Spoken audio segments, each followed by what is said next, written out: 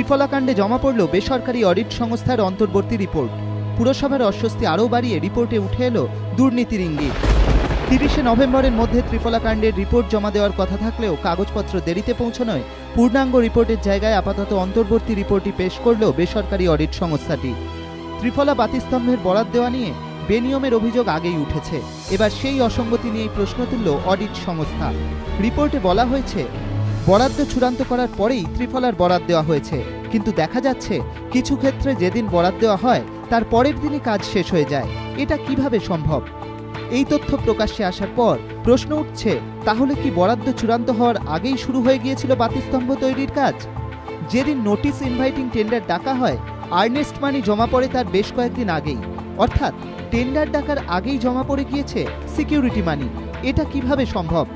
প্রশ্ন উঠছে, তবে কি টেন্ডার ডাকার আগেই দেওয়া হয়ে গিয়েছিল বরাত?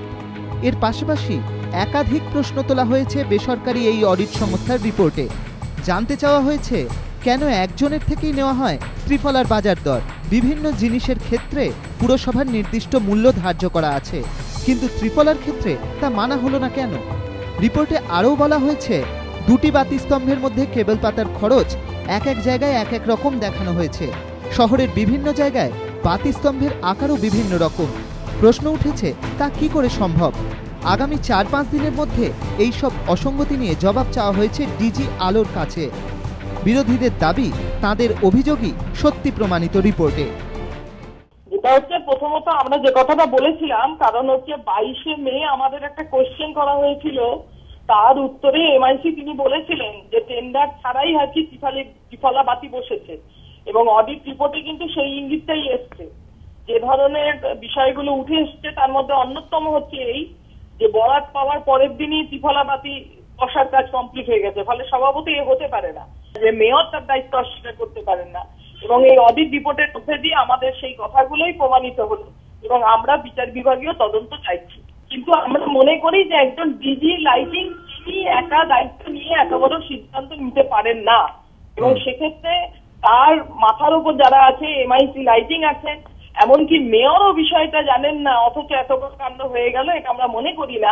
কলকাতা পৌরসভার অভ্যন্তরে যদি আরো কেউ যুক্ত থাকেন তাহলে তারাও সামনে আসবেন, এবং সেক্ষেত্রে উপযুক্ত ব্যবস্থা তাদের বিরুদ্ধে নিতে হবে। কারণ সততার প্রতীক বলবো, মামাটি মানুষের কথা বলবো, অথচ এই ধরনের কোটি কোটি টাকার দুর্নীতি হবে, আমরা বিষয়টা ছেড়ে দিচ্ছি না।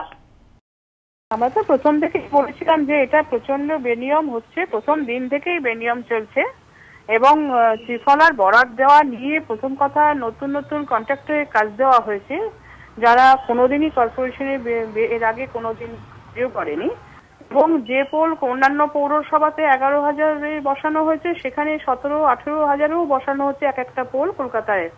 আজকে যে রিপোর্ট জমা পড়েছে আমরা ভালোভাবেই জানতাম এরকম অসঙ্গতি অডিট রিপোর্টে বেরোবে।